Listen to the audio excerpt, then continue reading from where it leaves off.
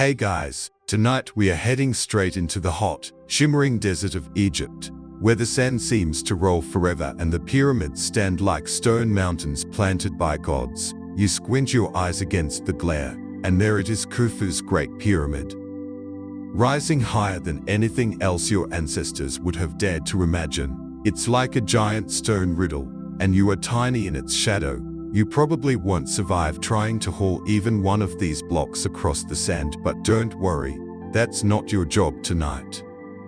So, before you get comfortable, take a moment to like the video and subscribe, but only if you genuinely enjoy what I do here. And hey, I'd love to know where you're listening from, so drop your location and the local time down below in the comments. Now, dim the lights. Maybe turn on a fan for that soft background hum, and let's ease into tonight's journey together. The desert air clings to your skin. It is dry, ancient, and heavy with silence. Your footsteps leave shallow prints in the sand, instantly softened by the wind. Ahead, the Great Pyramid looms in its staggering geometry. It is not merely large, it is absurd. Each angle looks sharper the closer you walk, and each stone seems placed with a care that mocks the centuries between you and its builders. Imagine nearly 500 years ago, when most of the world lived in small villages of mud, brick, or wood, someone here said, "Let's build a mountain, but from limestone," and everyone else apparently nodded. That's how confident Pharaoh Khufu must have been. His pyramid, still the tallest of them all, originally reached about 146 meters, roughly the height of a modern 50-story skyscraper. Today it's a little shorter because some of the outer casing stones are gone, but still, your neck aches trying to see the top. You brush your hand against one block at the pyramid's base. It is rough, sun-baked, almost too hot to touch for long. And here's the kicker: each one of these limestone giants weighs between 2 and 3 tons. That's roughly the same as your car. Imagine your compact sedan. Now stack about 2-3 million of them, perfectly aligned, into a smooth triangular tower. Congratulations, you've just recreated Khufu's pyramid. Good luck parallel parking that. Historians tell you that this was the Old Kingdom's golden age, round 2560 B, when pharaohs were still worshipped as living gods. The Great Pyramid was meant to be Khufu's eternal home, his ladder to the afterlife. The Egyptians weren't just stacking blocks, they were creating a cosmic machine. At least, that's what they believed. And honestly, when you stand here, staring at its impossible size, you kind of believe it too. But then the questions creep in. How did they drag stones quarried miles away, across desert, with no wheels, no cranes, no forklifts? Scholars still argue whether ramps were used, long earthen causeways stretching toward the heavens, or whether teams of workers slid blocks on sledges, greased with water to reduce friction. Either way, the logistics would make your modern construction site look like a toddler stacking Lego. And yet, the mainstream account insists it was human effort, tens of thousands of workers, not slaves but paid laborers, living in nearby camps, well-fed and organized like clockwork. Archaeologists found evidence of bakeries, breweries, even fish bones from meals to keep morale high. A labor force of ordinary Egyptians who, between farming seasons, built a miracle for their god king. Imagine union negotiations today: will give you bread, beer, and a small chance of immortality deal. Then there's the fringe tidbit that makes you smirk. Some people claim the pyramids weren't built by human hands at all, but by alien architects who decided Earth would be a fun pit stop. After all, the stones are so perfectly aligned with the cardinal points north, south, east, west that even modern surveyors would need geeps to copy them. Some say that precision is too sharp for ropes and manpower alone. You glance up, half expecting a UFO to float by and flash its headlights in Morse code. Nice pyramid. Of course, mainstream Egyptologists roll their eyes at that. But you can't help wondering, why did so many ancient cultures talk about sky gods, star visitors, or beings descending from the heavens to teach them great skills, here under the hot desert sky? The line between myth and possibility blurs just enough to make you yawn and lean into the mystery. The sun dips lower, and the pyramid glows a deep amber. You feel the stone's shadow stretch across the sand, as if it wants to swallow you in its cool embrace. You imagine standing here at night, with stars pricking holes into the black sky, the pyramid pointing like a frozen beacon to Orion's belt. Perhaps that was the plan all along, to turn a grave into a star map, a monument into a message. Your feet crunch on the gravel at the base. You think of the generations who lived and died under its gaze: peasants, priests, pharaohs themselves. The pyramid has seen them all, outlasting them like an immovable witness, and now it sees you too, just another wanderer blinking against the sun, caught between awe and sleep. A hot gust of wind lifts your hair. The pyramid does not move, does not care. It simply waits, as it always has, for another night to fall. You shuffle forward, your sandals dragging through hot sand, until the shadow of Khufu's pyramid finally swallows you whole. Standing closer now, the thing doesn't just look big, it looks absurdly, comically impossible. From a distance, you could trick yourself into believing it was just a pointy hill. But here at the base, each block is taller than you, wider than your outstretched arms, and stacked like Lego bricks crafted for giants. Your eyes try to follow the line of its sloping side upward, but you give up halfway, neck already straining.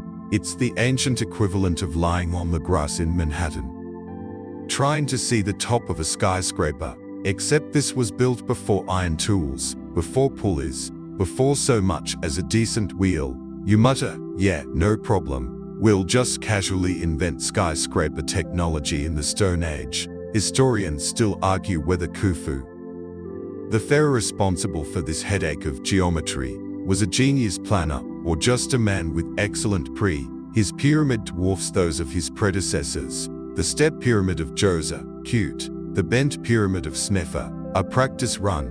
But Khufu's, it's as if Egypt said this time, "We're going full send." The base alone covers about 13 acres. That's like plopping 10 football fields together, then telling your buddies, "Let's stack it 480 feet high." Shouldn't take more than a weekend. And yet the closer you look, the stranger it becomes.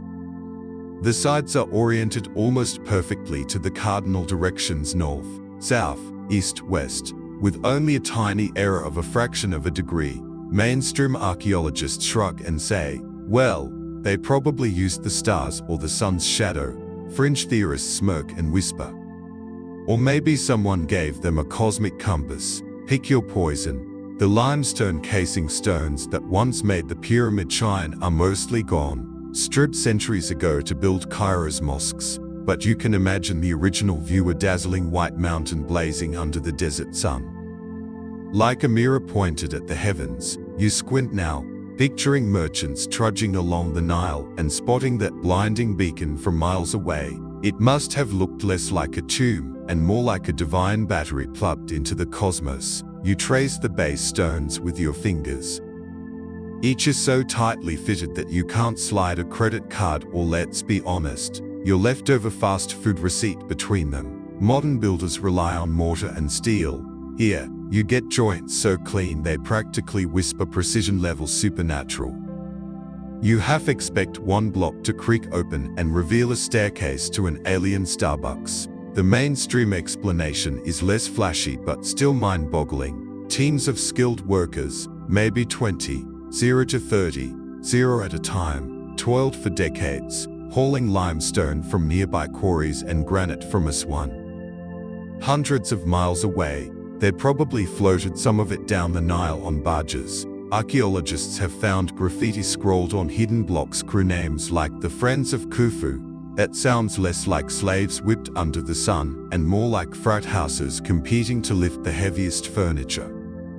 Imagine ancient college rivalry but with 50-ton stakes. Still, historians can't agree on the methods. Were ramps spiraling around the pyramid, a giant straight ramp stretching for miles, or some clever mix of internal passages? Nobody's sure. Each theory explains one detail while creating 5 new problems.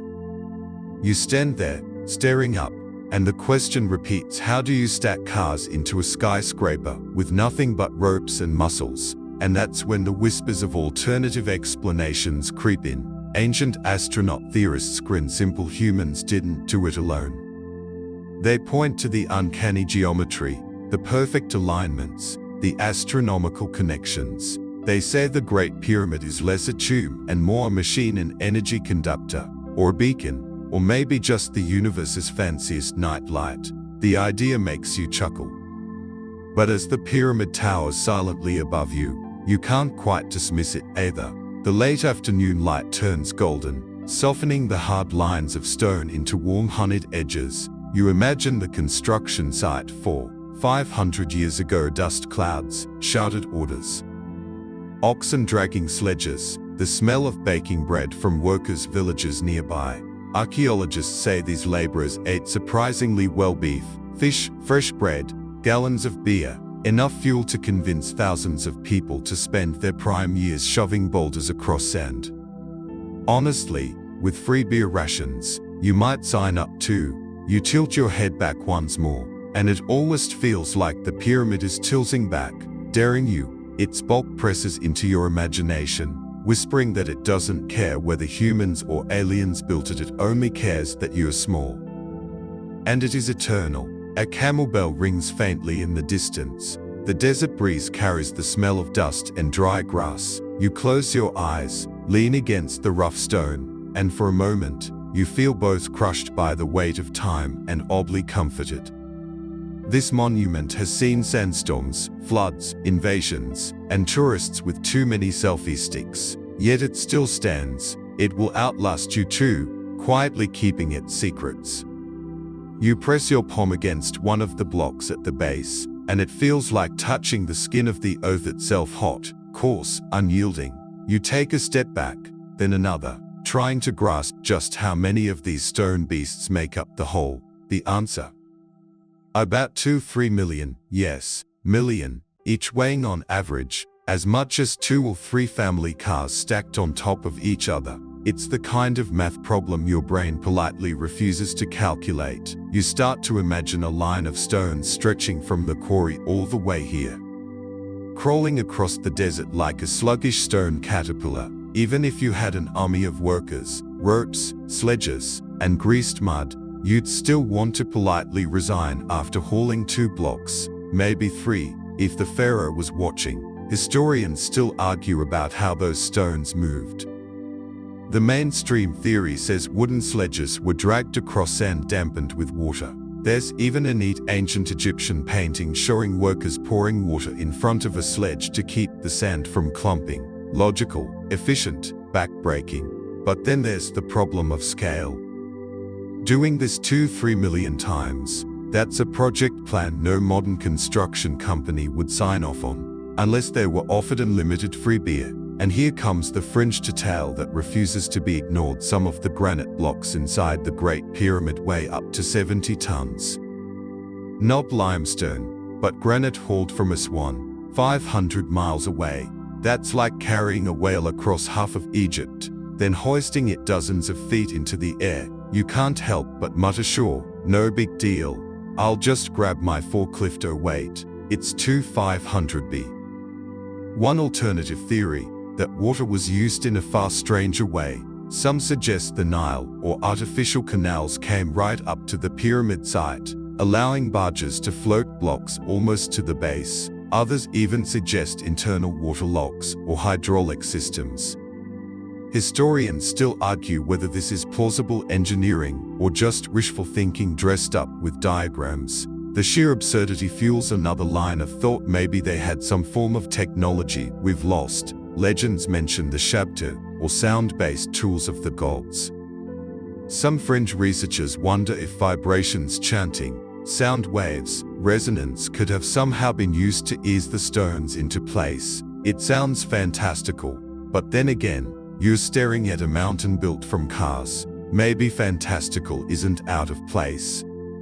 As the sun leans westward, shadows carve sharp edges into the pyramid's face. You notice how each block lines up with its neighbor, snug and tidy, Some joints are so precise that you'd swear a modern laser cutter had a go at them, except the tools of the day were copper chisels and dollar-at-pounding stones. Copper bends when you hit granite, dollar it works, sure, but painfully slowly. You imagine a worker hammering away, day after day, only to finish a surface the size of your laptop. Multiply that by thousands of blocks. Suddenly, the free beer doesn't sound like enough compensation. Still, archaeologists have found abandoned blocks at quarries, half-cut, with clear tool marks. This is where the debate circles endlessly. The evidence suggests ordinary tools, yet the results look extraordinary. Historians still argue whether these anomalies prove lost knowledge or simply demonstrate patience on a scale we can barely imagine. The thought makes you smile. Maybe the real secret wasn't aliens or sound magic. Maybe it was just thousands of very stubborn people who decided that, yes, they would spend decades of their lives dragging boulders because their God King said so. Humans are weirdly good at doing ridiculous things when told it will make them immortal. Just look at how many people queue overnight for the latest phone release. A soft desert wind brushes across your face, carrying the faint scent of sand and stone. The Great Pyramid doesn't flinch. Its sides seem to watch you, measuring you the way it has measured every visitor for thousands of years. You can almost hear it whisper, "Do you think you could move even one of my stones?" No, then stop asking questions. Yet, you keep asking anyway, because that's what the pyramid wants. It wants to stay mysterious, to keep you pacing in circles, counting stones like sheep until you drift into sleep. Each block, a reminder of human ambition, or maybe something stranger, locked forever in this mountain of impossible stone. You tip your head back until your neck protests, staring up at the sides of the pyramid stretching toward the heavens. It doesn't feel like looking at a pile of stones. It feels like standing beneath geometry turned into a mountain angle so precise, lines so crisp, that you wonder if someone pressed a cosmic ruler against the desert. Mainstream historians remind you the Great Pyramid was originally clad in polished Tura limestone, smooth as glass, gleaming white under the sun. Imagine the reflection so bright it must have been visible from dozens of miles away. A giant mirror in the desert, catching the sunlight like a beacon. Ancient texts even suggest its brilliance made it shine like a star on Earth. You can't help but think sunglasses should have been invented right here. And then comes the alignment detail that makes your brain itch.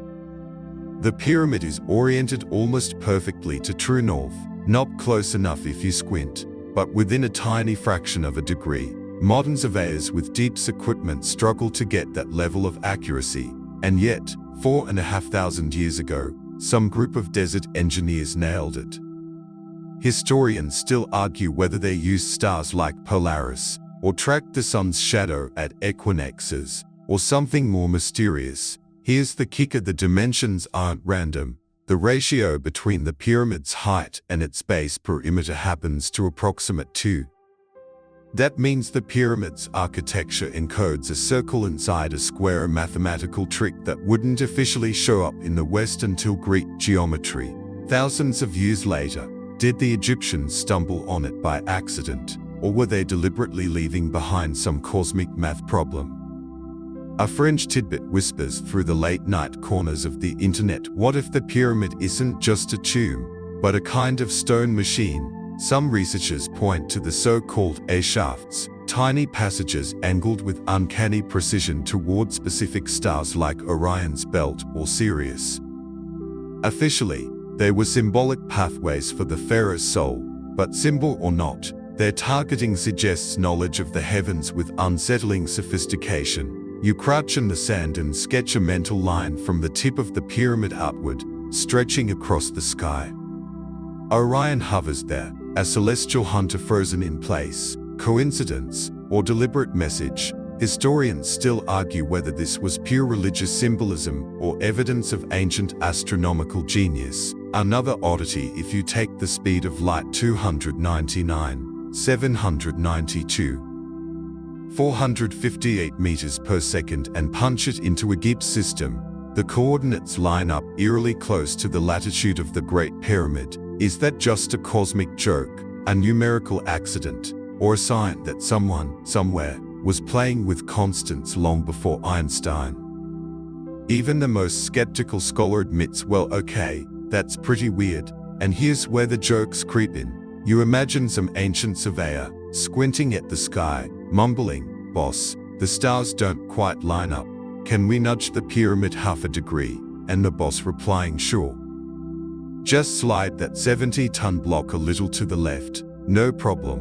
The deeper you lean into the geometry, the more it feels like the pyramid was designed less as a burial chamber and more as a stone encyclopedia. Angles, ratios, alignments, they stack up like chapters in a cosmic textbook. Some even say it encodes the dimensions of the Earth itself, its polar radius, its circumference, its tilt. If true, that would mean someone back then knew the planet's size with shocking precision. A desert breeze stirs again, lifting grains of sand into the air. They glitter briefly like golden dust before vanishing back to the Earth. The pyramid doesn't blink. It just sits there, massive and silent, daring you to keep connecting dots, daring you to get lost in numbers. The thought lingers, maybe the pyramid wasn't built just to guard a king's body.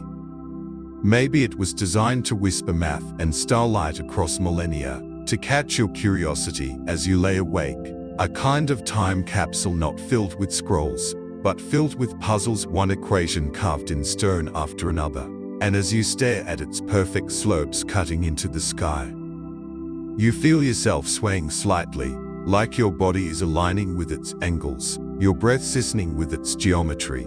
The pyramid pulls you inward, not as a monument of death, but as an eternal riddle meant to keep you awake until it lulls you to sleep.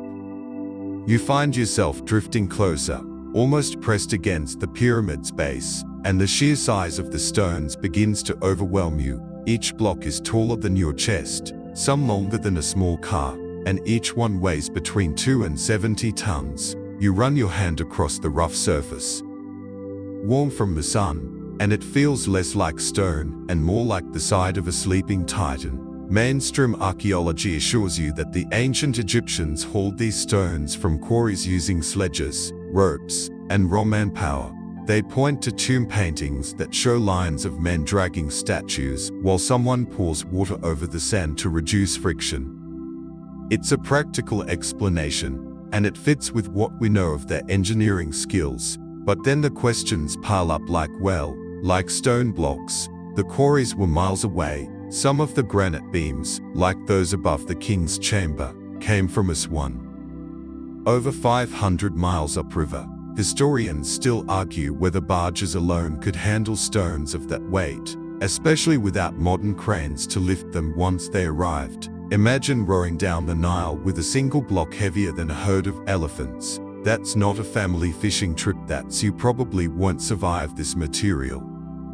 And then comes the strange detail: many of the granite beams weigh 50 to 80 tons each, yet they were lifted and stacked high inside the pyramid's core. Even with today's machinery, moving such objects indoors, into tight spaces, is no small feat. You picture an ancient foreman shouting, "All right, everyone, on 3, and 1,000 workers groaning in unison. Somehow, impossibly, they did it. Here's a quirky tidbit: in the 1990s, a French architect suggested that the pyramid might have been built using an internal spiral ramp, instead of dragging stones up a straight external ramp that would have been longer than the pyramid itself.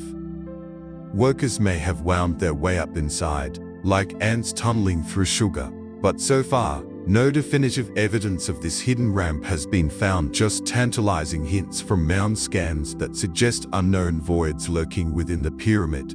And here's where fringe theories really start flexing. Some propose lost technologies, machines powered by sound resonance, anti-gravity fields, or even alien cranes hidden in the desert sands. You imagine a UFO circling lazily overhead, beaming blocks into place while the workers below nod approvingly. Yep, looks good. Little to the left. Perfect. Let's take lunch. Historians still argue whether thousands of laborers living in a massive workers' village could realistically coordinate the sheer logistics. Bread ovens, fish bones, copper chisels all have been found near Giza, proving that laborers, not enslaved masses, were likely the workforce, but the scale still boggles the mind. Even if you had a team of 20,000 men working for 20 years, the math works out to placing a block roughly every 2 minutes, non-stop, for decades. You tilt your head and look up along the line of stones again. Each one fits into its neighbor with such precision that you can barely slide a sheet of paper between them. No mortar, just pressure and perfect cutting. And then you think of modern construction, where you can't even assemble flat pack furniture without an extra screw left over. Yet here you are, staring at ancient IKEA on steroids, 500 years old, still standing tall. A desert lizard scurries past your feet, pausing to sun itself on one of the massive blocks. To the creature, the pyramid is just a warm playground. To you, it's a riddle in stone, a feat of logistics, mathematics, and human willpower, or perhaps something more. You chuckle softly at the absurdity. Maybe the secret is just that they had more free time. You think, no Netflix, no traffic jams, no emails, just thousands of people and a really big to-do list build the biggest rock pile in human history. But the nagging sense remains. Even with time, manpower, and ingenuity, the stones still seem impossible. As the desert air cools into evening, shadows lengthen along the pyramid's face, making the blocks look like endless steps into darkness. You imagine each one whispering, "How did I get here? Who carried me? What secret was I meant to guard?" And the only answer you hear is the soft hush of the wind sweeping past your ears. Your eyelids grow heavier as you picture the procession of stones. Day after day, year after year, the rhythm of labor becomes like a lullaby. Drag, haul, lift, place, the sound of ropes creaking, men chanting, dust rising. It begins to blend into the gentle thrum of your own breath. And as your thoughts blur, the pyramid doesn't shrink in mystery, it grows. Each stone becomes a heartbeat, and together they form a pulse that carries across millennia, steady and unbroken, until it beats right alongside your own. You duck low and slip into the narrow entrance, the outside sun falling away in a heartbeat. Suddenly you're swallowed by a passageway so tight and steep that you must stoop just to move forward. The air here is cooler, heavy with dust, and carries the faint scent of stone, ancient, dry, almost metallic. Your footsteps echo faintly, bouncing off walls that were cut with uncanny precision. No mortar, no rough edges, just smooth plains of limestone. As though someone had pressed a knife through butter, you pause and place your hand on the wall. It is cold, almost damp. Despite the desert heat raging outside, the contrast makes your skin tingle. The passages twist, slope upward, then drop suddenly downward, as if designed to confuse intruders or explorers like you. Some ceilings are so low that you must crouch on hands and knees, while others open unexpectedly into lofty chambers that make you feel small. It is less like entering a monument and more like crawling through the arteries of some colossal being. And then comes the strangest thought: the pyramid wasn't just meant to be seen from the outside. Its true heart is inside, hidden. Secret corridors, false doors, shafts leading nowhere, or perhaps somewhere beyond our comprehension. Historians call it security. False passages and dead ends were intended to throw off tomb robbers, but as you sit in the dim glow, you can't shake the impression that the architecture is more symbolic, as if each corridor represents a journey of the soul. The Egyptians believed in the Duat, the underworld, where the dead would travel through perilous trials before reaching eternal peace. Was the pyramid not just a tomb, but a map, a guidebook in stone? You crouch and peer into one of the narrow shafts, tiny tunnels that slant upward, far too small for a person to crawl through. Mainstream theory says there were ventilation channels, simple, practical, but others argue they align with the stars Orion's belt, Sirius, the circumpolar constellations, a cosmic doorway, a signal pointing outward, perhaps upward, toward the heavens. And then there's the great question: are there still hidden chambers waiting to be found? In 2017, Mound scans cosmic rays that passed through stone revealed a massive void above the Grand Gallery. Completely unexpected, unaccounted for in centuries of mapping, a space the size of a passenger jet, lying in silence above explorers' heads. Why build a chamber that no human could access? Was it symbolic, structural, or something more? You close your eyes and imagine stumbling upon a sealed room filled with untouched treasures, gold, papyrus scrolls, perhaps even artifacts that rewrite history. Others imagine something stranger, a power source, a lost machine, or evidence of otherworldly contact carefully sealed away. The flashlight of your mind's eye flickers across hieroglyphs, though in truth, the pyramid's interior is surprisingly bare. No walls filled with art, no sprawling texts like in the Valley of the Kings. Just silence, smooth stone, as if the builders wanted to erase all distractions and leave behind only the geometry itself. Pure and unadorned, you sit cross-legged on the cold floor, the hush of the passages wrapping around you like a blanket. The weight of millions of tons of stone presses overhead. Yet the silence feels oddly protective, almost womb-like. Perhaps this is how the pharaoh was meant to rest, not just buried, but cocooned, suspended in a structure that mirrors eternity itself. The darkness grows thicker, you're breathing slower. Each inhale seems to pull in more of the pyramid's stillness, and each exhale sends it back into the stone, as if you're seasoning your rhythm with the monuments. The corridor around you fades into dreamlike shapes, and you sense the passage doesn't end at the burial chamber. It continues through walls, through hidden voids, through tunnels that stretch into the unknown, and somewhere far away, perhaps beyond stars, something stirs in answer. You straighten your back, linking in the dim light of your imagination as the passages melt into something vast. The sky above Giza at night. The desert wind strokes your cheeks, cool after the blazing day. Overhead, a billion stars shimmer against a velvet dome. The pyramids, massive and unmoving, become silhouettes beneath constellations that seem to pulse with a secret connection. You tilt your head. Orion's belt stares down, its 3 stars Alnitak, Lenlim, Mintaka lined up with uncanny neatness. Then you glance back at the pyramids. Khufu, Khafre, Menkaure, the 3 giants echo the sky, as though Earth is a mirror of heaven. Coincidence? Mainstream Egyptologists argue no, they say it's wishful stargazing. But others, the dreamers, the fringe historians, claim the alignment is too precise, too deliberate. Historians still argue whether the builders intentionally mapped the pyramids to Orion around 2500 B, or whether the similarity is just our pattern-seeking brains doing somersaults. After all, humans love making constellations out of random dots. But here, you can't ignore how the Nile flows like the Milky Way, with the pyramids lying just to its west, land and sky as twins. You shift your gaze eastward. Sirius, the dog star, the brightest point in the night sky, rises. For ancient Egyptians, Sirius heralded the annual flooding of the Nile, a gift of life, soil, and crops. The star became linked to Isis, the goddess of magic, and perhaps to rebirth itself. Small wonder that narrow shafts in the Great Pyramid angle toward this very star. Was Khufu hoping his soul would ride that beam of starlight into eternity?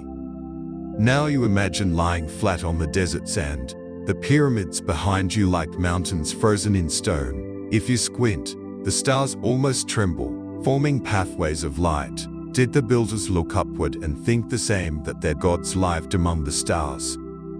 And the pyramid was the Lombax, the celestial escalator. Here's the quirky part: some modern theorists whisper that the pyramids weren't just tombs but giant transmitters, that the shape itself, those sloping triangles, captures and channels energy from the cosmos.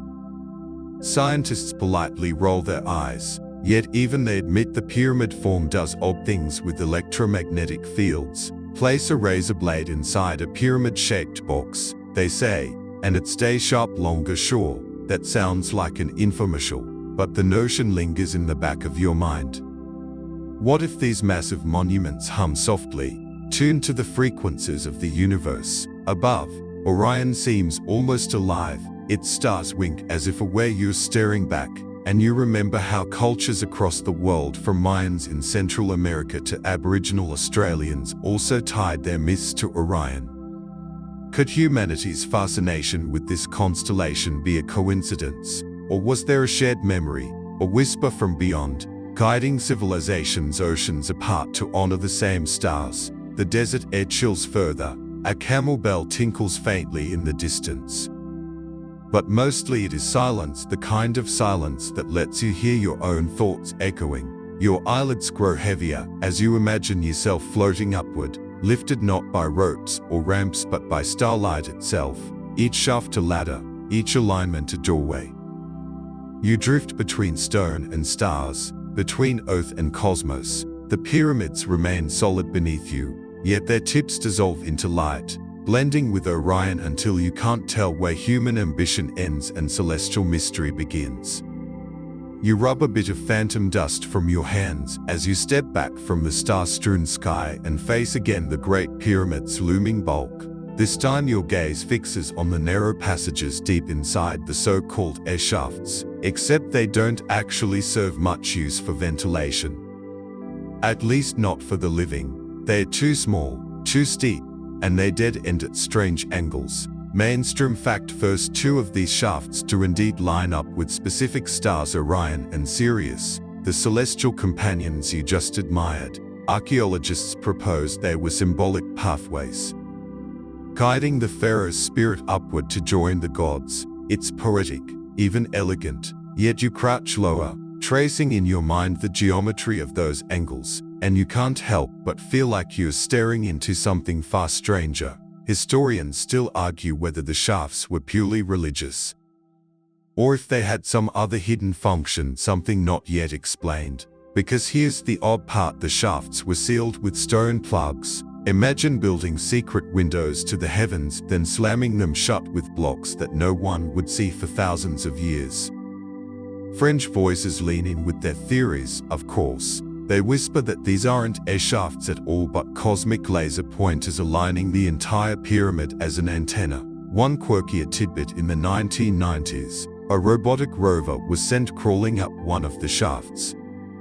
After meters of slow grinding, its camera revealed a door, not an exit to open sky, not a final chamber, a stone door, studded with mysterious copper fittings, as though someone had installed a lock on the afterlife itself. Engineers blinked, Egyptologists shrugged, and the robot, like a nosy explorer in a B-movie, bumped its little nose right into eternity's padlock. You let that image linger, tiny wheels squeaking in a corridor built 4,000 years ago, before you imagine yourself inside. The walls press close, the ceiling barely clears your head, and yet, you swear you can feel a draft, as though something beyond that door is breathing. Scholars argue still, was it a symbolic stopper, never meant to open, or a hidden chamber where secrets wait? Later probes discovered even more sealed doors deeper along, like Russian nesting dolls in limestone, each barrier hiding yet another. Theories sprout like weeds, perhaps caches of ritual texts, lost technology, or even records of humanity's forgotten past. More skeptical archaeologists roll their eyes and say, probably just construction quirks, folks. But even they can't fully explain why copper was needed in such a place, or why so much effort went into passages no living person could ever walk. You lie back in your mind's eye, sliding on your belly like the robot itself. Your hands scrape rough stone. Dust sticks to your skin. The silence here is oppressive, broken only by your shallow breaths. The shaft narrows, and you begin to sense the weight of millions of tons of stone pressing down, squeezing from all sides. A claustrophobic jerk pops into your head. You'd make a terrible Indiana Jones, because there's no way you'd squeeze through another one of these with a backpack. But the sensation also makes you shiver with wonder. If these passages aren't for you, aren't for the living, then who or what were they really for? Were they meant as starlight tunnels for souls, as cosmic locks to protect dangerous knowledge, or as evidence that the builders held engineering secrets even modern minds can barely replicate? The sand shifts under your feet. The pyramid looms, silent, patient, keeping its riddles. Somewhere inside, more doors still wait. Maybe nothing hides behind them, just blocks of forgotten stone, or maybe something that could rewrite history. You breathe slowly, letting the mystery cradle you. The shafts remain sealed, but in your imagination, they are open portals, beckoning you into darkness lit faintly by starlight, promising answers you both crave and fear. The pyramid breathes with you now, stone ribs rising and falling in rhythm to your curiosity. You ease down the passageways until the air grows stale and the walls begin to change. Rough limestone gives way to polished granite, dark, resonant, almost metallic when you knock on it with your knuckles. This is the king's chamber, the heart of the Great Pyramid. Here lies the granite sarcophagus, rectangular, lidless, empty, and you're left asking, where's the body? A tomb with no king, no treasures, no carved instructions for the afterlife. Just this massive stone box, carved with a precision that would still test modern tools. You run your fingers across its edges. They are so sharp, so perfectly squared, that you half expect to cut yourself. Mainstream fact: most archaeologists agree that the chamber was intended as Khufu's burial place. Even if his mummy never turned up, maybe grave robbers got there first, or the king was never entombed here at all. Fair enough, do you think? But then, fringe theories throw in their curveball. Some claim the sarcophagus isn't a coffin, it's a resonator, that the chamber itself was tuned like an instrument, amplifying sound waves, humming with hidden frequencies. You test this by humming softly. The note rebounds, stretching into a long, eerie vibration. It's enough to make the hairs on your arms rise. Scholars still argue whether the acoustic properties are coincidence or design. Because let's be real, most tombs don't double as recording studios. Yet here, sound lingers unnaturally, bouncing off the granite like you've stumbled into the world's oldest subwoofer. A quirky tidbit slips in here. In the 1800s, explorers noticed that if you struck the sarcophagus, it rang like a bell, deep, low, resonant. Not bad for a box for dead people. Some even suggested lying inside the sarcophagus produced intense physical sensations, pressure in the ears, vibrations in the bones, as if the chamber itself were testing you, probing your very molecules. That's the kind of tourism brochure that writes itself. Come to Egypt, get shaken like a tuning fork. Your imagination runs further. What if the chamber was meant to induce altered states, visions, out-of-body experiences, conversations with gods? You picture priests chanting, their voices merging, the chamber walls shivering with resonance, until something beyond human perception clicked into focus. Not burial, but initiation. Not silence, but symphony. And yet, the orthodox explanation still stands its ground. A king needed a room, a coffin, and walls that just happened to echo. Nothing mystical, nothing alien, just physics at work in a big stone box. But why granite, shipped all the way from us hundreds of miles upriver, when limestone was easier to carve? Why lug 60-ton slabs into such a confined chamber unless the material truly mattered? Historians still argue whether symbolism, sound, or sheer prestige was the driving force. You sit cross-legged on the chamber floor, letting your heartbeat fall into tempo with the stone's resonance. The silence here is different, heavy, thick, almost alive. You imagine lying down in the sarcophagus yourself, stone edges brushing your shoulders. The chamber hums faintly, even in your imagination, like a giant sleeping beast. A cheeky thought crosses your mind: if this is a tomb, it's the only one in history that doubles as a giant karaoke room. Still, the emptiness gnaws at you. No hieroglyphs cover these walls, no painted gods, no written prayers, just bare stone, as though whoever built this chamber didn't want to tell you anything, just wanted you to listen. You close your eyes, you hear your breath, the faint rush of blood in your ears, the subtle vibration of your voice still lingering in the granite. It almost feels like the pyramid is listening back.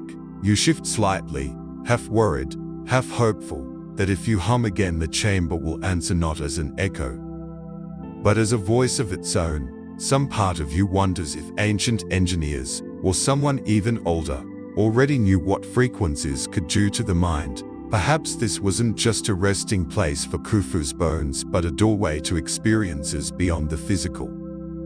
You open your eyes. The sarcophagus remains empty. The chamber remains still. And yet, you feel as though you've just shared a private conversation with 4,000 years of stone. You leave the granite sarcophagus behind, but the vibrations seem to follow you, humming faintly in your bones. The passageways narrow again, forcing you to bend, shuffle, and occasionally smack your forehead on ceilings clearly not designed for modern tourists with backpacks. Eventually, you emerge into yet another chamber, smaller, hotter, and laced with mystery. This one, scholars call the Queen's Chamber. Though no queen has ever been associated with it, you pause, letting your eyes adjust. Unlike the King's Chamber, this room feels humbler, almost austere. The walls slope inward, meeting above in a pointed roof. It has its own enigmatic features: two small shafts that angle away from the chamber, cutting through solid stone, leading nowhere visible. They're narrow, far too small for a person to crawl through. More like ventilation ducts for ghosts, and yet, they've fascinated researchers for centuries. Mainstream fact: in 1993, a robotic probe called Epiprotomonitor crawled along one of these shafts and discovered a tiny limestone door with copper fittings, a literal door to nowhere. Later probes found more doors, each blocking the shaft like a puzzle within a puzzle. Historians still argue whether these shafts were symbolic passageways for the king's spirit to ascend to the stars, or simply clever air ducts to ease construction stress. A fringe idea, of course, swoops in and makes things spicier. Maybe these shafts weren't for air or souls, but for data. Some theorists whisper that they acted as conduits for energy, guiding electromagnetic forces, like wiring in the oldest power station on Earth. That thought makes you glance nervously at your phone. If the pyramid really was a giant machine, is your battery about to charge to 110? Quirky tidbit: in the 1920s, an explorer claimed he left a piece of meat in one of the shafts overnight, and it dried into jerky instead of rotting preserved, as though the pyramid were a giant refrigerator. A perfect snack for the afterlife. Of course, skeptics point out that leaving food in a hot, dry stone box might naturally mummify it. Still, it makes you wonder if the pyramid moonlighted as both a tomb and the world's oldest dead daughter. You crouch closer to one of the shaft openings. Dust tickles your nose, and you stifle a sneeze, trying not to imagine 4,000-year-old germs launching themselves into your lungs. The shaft itself is perfectly cut, straight as a laser beam, angled upward toward the night sky. Some have suggested they point directly at certain constellations: Orion, Sirius. Celestial markers important in ancient Egyptian religion, with these shafts like stone telescopes, linking the chamber to the stars, or just architectural quirks dressed up in cosmic hype. You whisper softly into the shaft, half expecting an echo. Instead, the air swallows your voice whole. Silence. It's unnerving. You shuffle back, brushing your palms against the chamber's bare walls. Unlike decorated tombs in the Valley of the Kings, these are stark, undecorated, as if whoever designed them didn't want distraction. Just stone, and shafts, and silence. The Queen's Chamber has long puzzled Egyptologists. Why include it at all if it wasn't used? Some argue it was an earlier burial chamber, abandoned mid-construction when the King's Chamber was chosen instead. Others think it was always meant as a symbolic chamber, perhaps a womb-like space representing rebirth. And then there's the crowd insisting it was a power node in a giant energy grid, designed not for humans, but for something else. You sit in the center of the room, cross-legged again, feeling the stillness. A breeze brushes your cheek, faint but noticeable. You realize it's not your imagination. The shaft draws air, as though the pyramid itself is breathing with you. That thought makes your skin prickle. Are you inside a tomb or a living organism? A cheeky image forms in your sleepy brain: the Great Pyramid as the galaxy's largest nose, with you sitting inside one nostril. Not exactly mystical, but hey, sometimes your imagination rebels with slapstick to calm your nerves. Still, You can't shake the sense of purpose here. The shafts aren't random. The chamber isn't meaningless. There's a design within the design. You lean back, eyes tracing the ceiling. The angle of the roof feels deliberate, almost cathedral-like, as though encouraging your gaze upward. Perhaps that was the real point, not the sarcophagus, not the shafts, not the theories of alien batteries, but simply the invitation to look beyond yourself. To the stars, the Queen's chamber remains quiet. Whatever secrets it holds, they're not in a hurry to reveal themselves. You sigh, stand, and brush the dust from your knees. Somewhere deeper inside, perhaps, the pyramid has yet another surprise waiting. You duck back into the corridor, your flashlight beam dancing over the rough limestone walls. The air feels thicker now, as if the pyramid itself is gently closing in around you, pressing its silence into your lungs. Step by step, you descend through passages so steep and narrow you wonder if ancient architects had shorter legs. Or perhaps just a darker sense of humor. At last, the slope levels, and you find yourself in a long, descending passage that feels as though it's burrowing straight into the Earth's core. The deeper you go, the cooler it becomes until goosebumps prickle your arms. Despite the desert heat outside, eventually, you arrive at what's called the subterranean chamber, carved deep into the bedrock beneath the pyramid itself. This place is different. Unlike the polished precision of the king's and queen's chambers, the subterranean chamber feels rough, unfinished, as if workers abandoned their chisels mid-shift and never returned. The ceiling is jagged, the floor uneven. In the center lies a rectangular pit, cut into the stone, its purpose unknown. You shine your light into it, but the darkness seems to swallow the beam whole. Mainstream historians call this chamber an unfinished burial chamber, possibly abandoned when builders decided to place Khufu's final resting place higher up in the pyramid. Others argue it was a symbolic underworld, a representation of the Dwat, the shadowy realm of the dead. Standing there, surrounded by raw stone and silence, you can believe either theory or both. But fringe thinkers, they love this chamber. To them, this pit wasn't symbolic at all, but practical. Some claim it was once filled with water, part of a hydraulic system that powered the pyramid like a gigantic pump. Others spin the idea further. Maybe it wasn't just a pump, but a resonant cavity, a kind of subterranean engine designed to hum with the Earth's natural vibrations. Imagine it, the pyramid as a machine, using the Nile's floodwaters to generate energy, the granite chambers above amplifying it like tuning forks.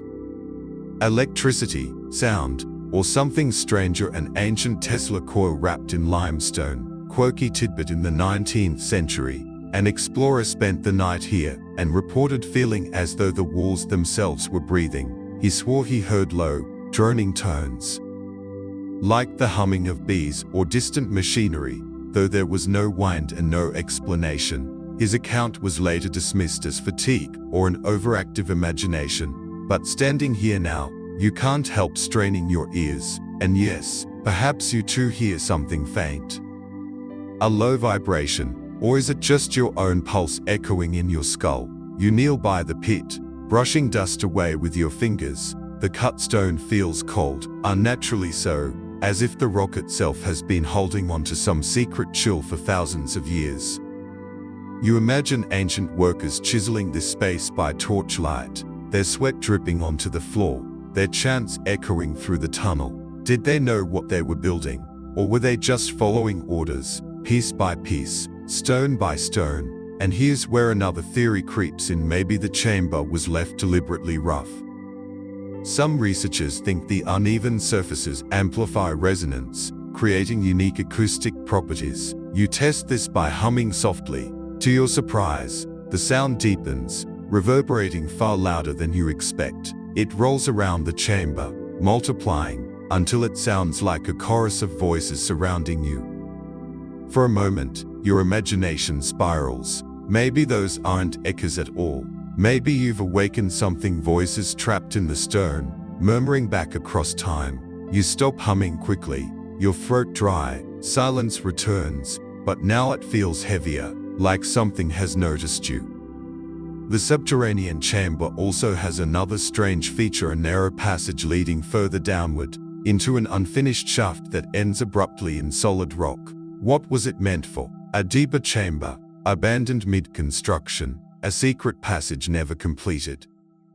Or if you believe the wilder theories, a tunnel that once connected to something below the pyramid, something now lost to history. You crouch at the mouth of the shaft, peering into its black throat. Dust swirls, catching the light, like tiny stars drifting in a void. The thought creeps in, if there really were visitors from elsewhere, perhaps this was the place they entered, the root of the machine, the plug socket of the gods. You laugh nervously at yourself, but the laughter doesn't echo, it just dies instantly, swallowed by stone. The effect is unsettling. You realize that in this deepest part of the pyramid, the air doesn't carry sound the way it should. It's as if the chamber is deliberately designed to absorb noise, to consume vibration, a silence so thick it feels like a living thing. You press a hand to the wall. It's damp here, faintly, a whisper of underground water, perhaps. That too ties into the energy theories: water rising and falling, creating pressure, resonance, a heartbeat for the pyramid. As you step back toward the center of the chamber, you feel both awed and uneasy. The grandeur of the king's chamber was majestic, the queen's chamber mysterious, but this place feels like a secret that maybe you weren't supposed to find. And the question follows you as you climb back toward the light: was this unfinished chamber abandoned because it wasn't needed? Or was it sealed off because it was too powerful, too dangerous, too close to revealing truths the pharaoh wanted hidden forever? The climb back up from the subterranean chamber is harder than you expect. Each step feels like dragging yourself out of the underworld, an ascent not only through stone, but through layers of meaning. When you finally emerge into higher corridors, the air feels lighter. But your mind is heavy with questions. You pause midway, catching your breath, and glance back into the darkness below. The thought lingers: what if the pyramid isn't just a tomb at all, but part of something much bigger, an interconnected system beneath the sands? Linking chambers, tunnels, and perhaps other pyramids all together. Because here's the thing: pyramids don't stand alone. They are part of a grander puzzle. At Giza alone, the Great Pyramid is flanked by Khafres and Menkauts, along with smaller satellite pyramids for queens, and an array of causeways, temples, and underground passages. Viewed from above, the three Great Pyramids align eerily with the three stars of Orion's belt. Mainstream Egyptologists see this as coincidence or symbolic alignment. Alternative researchers insist it's too precise to be chance. You imagine ancient architects standing in the desert, not just stacking stone, but charting the heavens. What if the pyramids weren't merely tombs, but markers, a star map carved into Earth's surface? And if so, who were they trying to communicate with? Quirky tidbit: in the 1980s, a team of French architects claimed they detected traces of what looked like long-forgotten tunnels connecting the pyramids beneath the sand. No excavation was approved, but the idea stuck.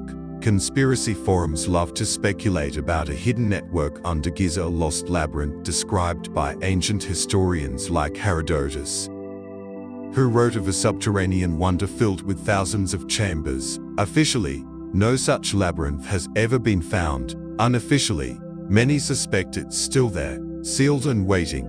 You press a hand against the cool stone of the corridor, imagining hidden passageways beyond the walls.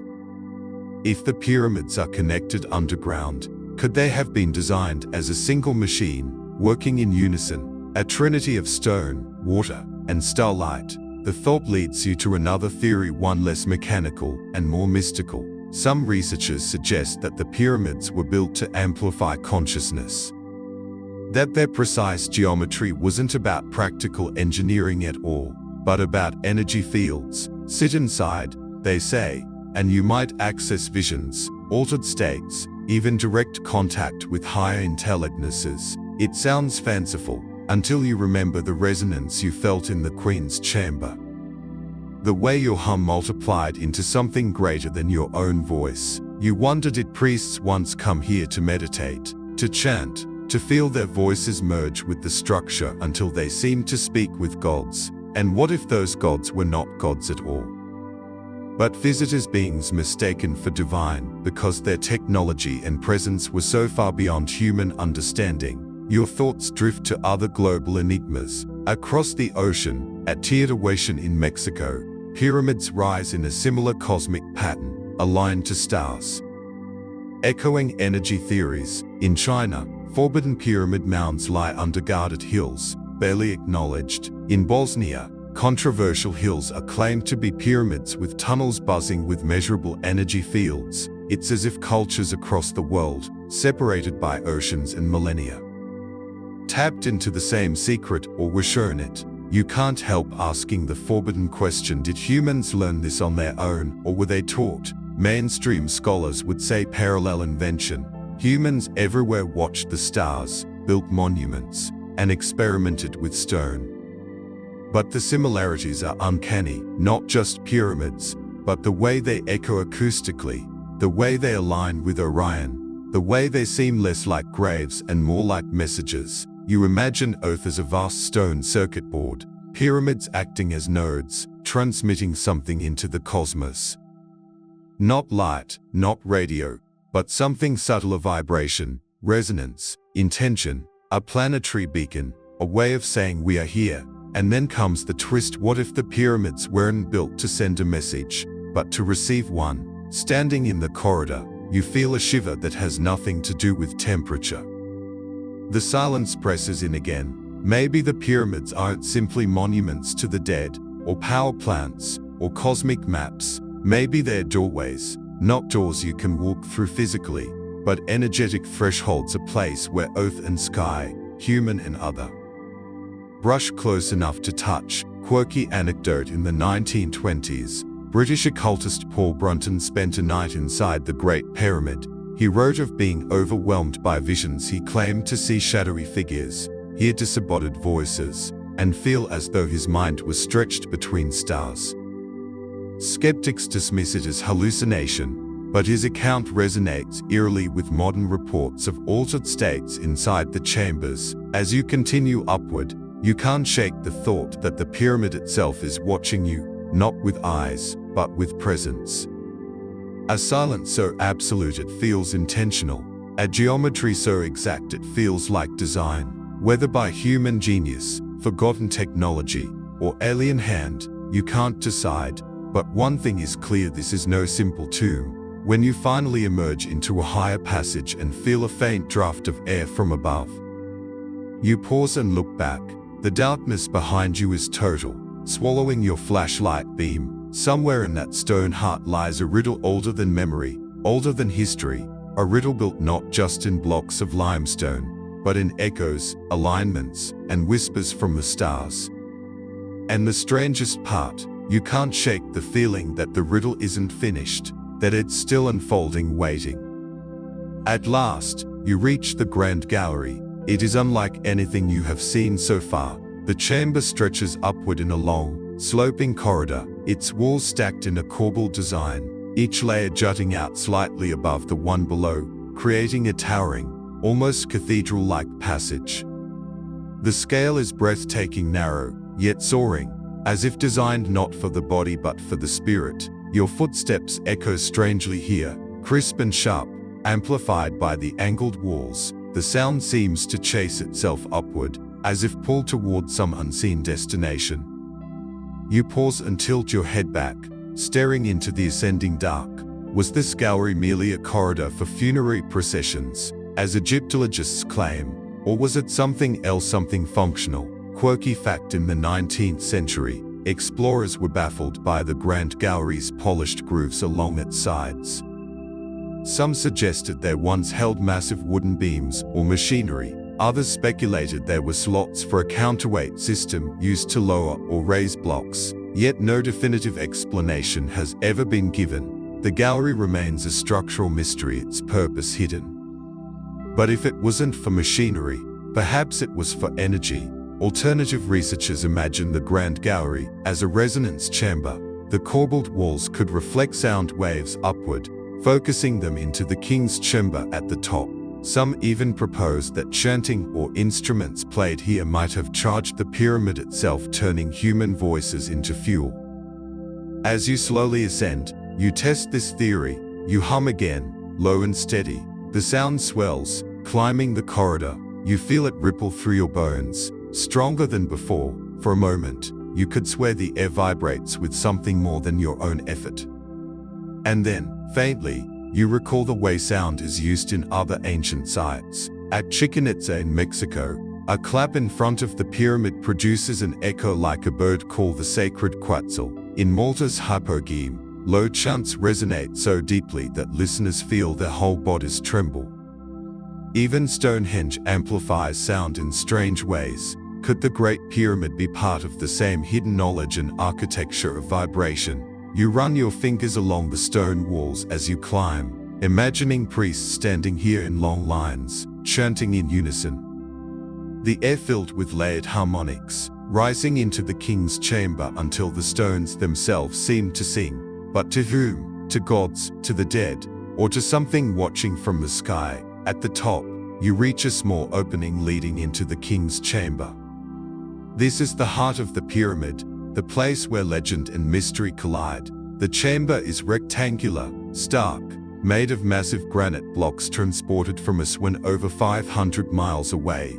The precision is staggering, each block fitted so tightly that you cannot slip a blade between them. The room is empty but for a single object, a massive granite sarcophagus, lidless, hollow, and resonant. You step inside. The air is cooler here, heavy with silence. Your footsteps fall dull against the granite floor. You approach the sarcophagus, running your hand across its surface. The stone is smooth, yet scarred with faint tool marks. It feels less like a coffin and more like an instrument. Quirky detail engineers once tested the sarcophagus and found it rings when struck, like a bell. Its frequency harmonizes with the dimensions of the chamber itself. As though the two were designed to work together, chamber and box in resonance. Some researchers propose the king's chamber acted as a kind of amplifier, the sarcophagus vibrating with sound, generating powerful acoustic effects. Others go further, suggesting it was designed to alter consciousness, to push initiates into visionary states. Standing here, you understand why so many seekers have slept inside this chamber. Napoleon reportedly spent a night here and emerged pale, shaken, refusing to speak of what he saw. The British poet John Greaves wrote of strange dreams. Countless modern visitors describe intense emotions, dizziness, or a sense of being watched. You place your palm on the rim of the sarcophagus and close your eyes. The silence is immense, almost liquid, pressing against your ears. For a moment, you feel as though you are floating not in the room, but in the void.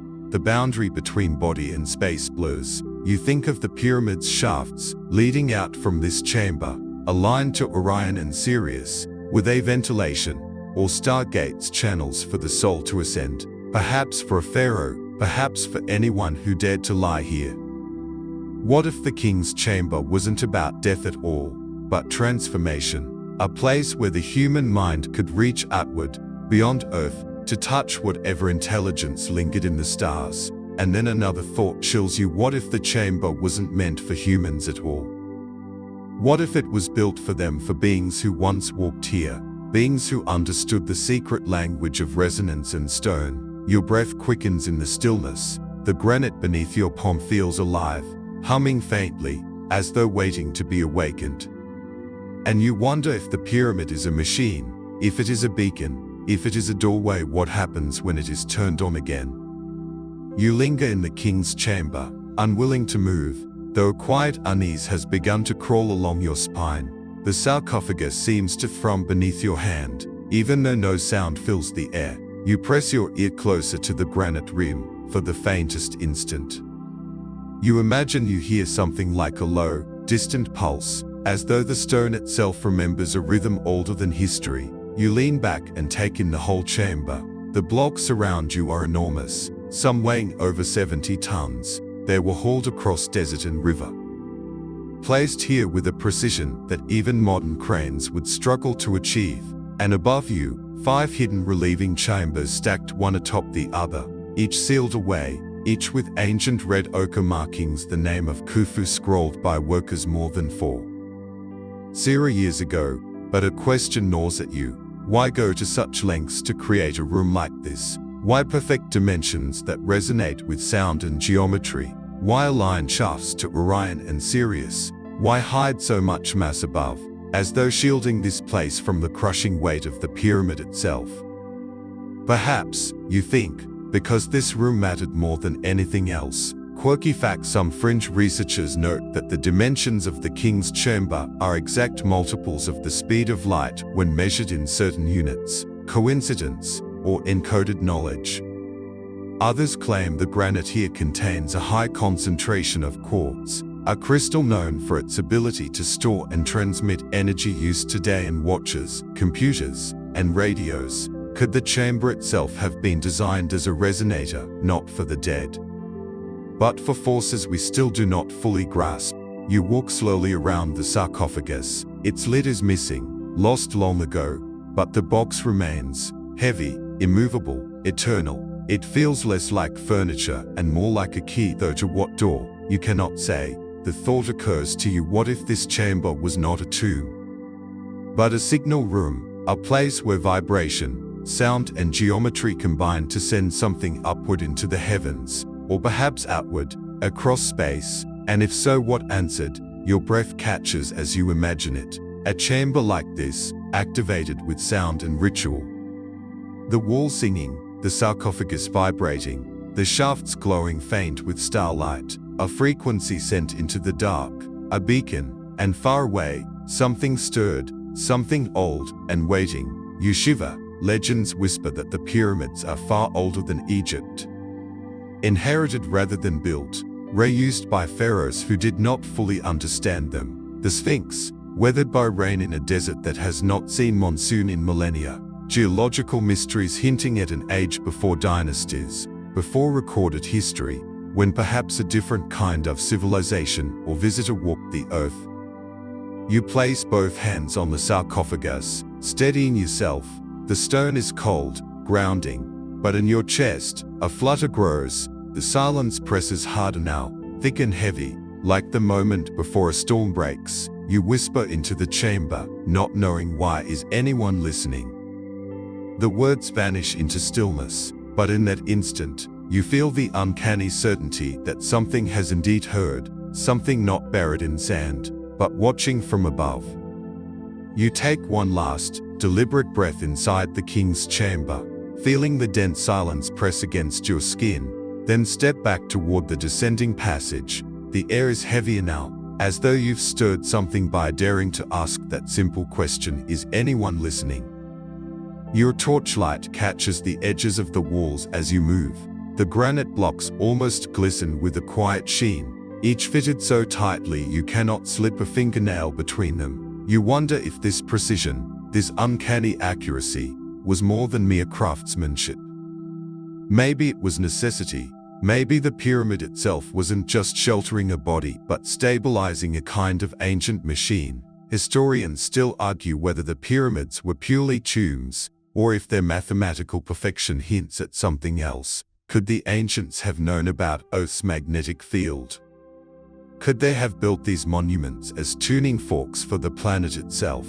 Some fringe theorists even claim the pyramids once generated power like giant batteries, drawing energy from the ionosphere above and the groundwater beneath. You laugh softly at the thought, though not entirely to dismiss it. After all, modern engineers still struggle to explain how such colossal stone projects were executed without steel cranes or advanced hydraulics. And you standing here in the dim belly of the Great Pyramid can't shake the sense that the structure is still on, humming in a frequency too low for your ears, too vast for your instruments. Your mind drifts to the skies above Egypt. Orion still gleams in its eternal alignment. Sirius flickers with its strange brightness. If the pyramid was meant as a message, then perhaps those stars were the address label.